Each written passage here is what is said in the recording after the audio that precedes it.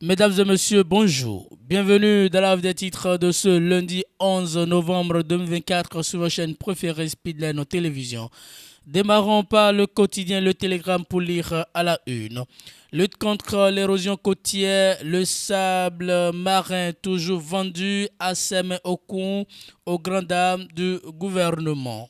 Il ne se passe plus un seul jour sans que des camions chargés du sable marin ne sortent de ses mains au con. Un réseau de trafiquants installé tout juste derrière la société de vidange 6 à Semeokon sort abondamment du sable marin qu'il vend à 50 000 francs CFA aux conducteurs de camions qui à leur tour vont le revendre à 80 000 francs CFA, voire plus selon la distance séparant la localité de consommateur final de ses mains au con.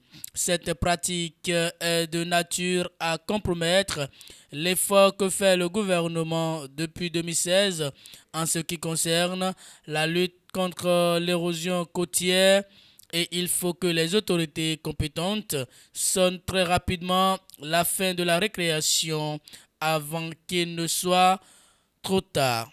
Toute tentative pour joindre le maire de la commune est restée vaine. Nous y reviendrons. Écrit le quotidien dans les colonnes de sa parution de ce lundi 11 novembre 2024.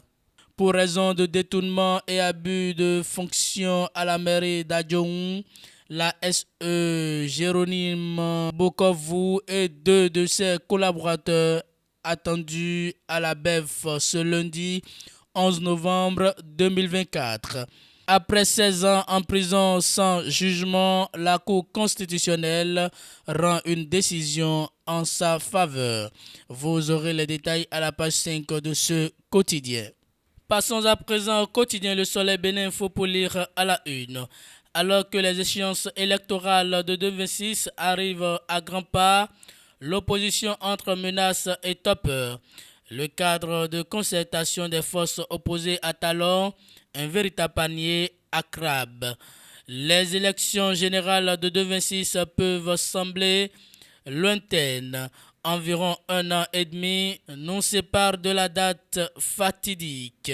Mais déjà, les différentes chapelles politiques s'organisent aux stratégies et tactiques appropriées pour atteindre leur objectif, alors qu'elle est critiquée et accusée d'abandonner le terrain. L'opposition a décidé de sortir de sa torpeur. À travers une sortie politique effectuée hier, on a noté que l'opposition veut faire front commun contre la machine foudroyante du pouvoir en place, avec des déclarations à la limite martiale et des menaces à ciel ouvert.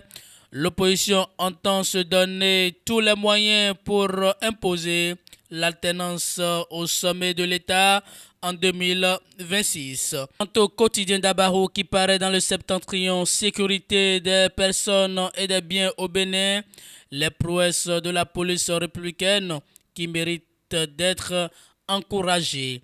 Depuis quelque temps, la police républicaine multiplie des actions pour assurer la sécurité des personnes et des biens au Bénin.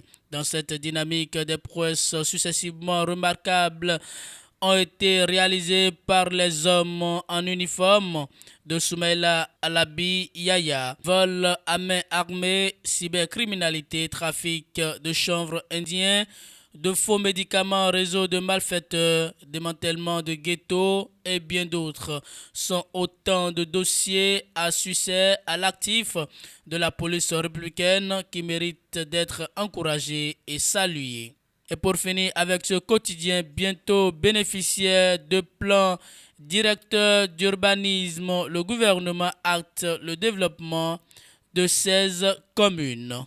Mesdames et messieurs, et c'est tout pour la des titres de ce lundi 11 novembre 2024 sur votre chaîne préférée Speedline Télévision.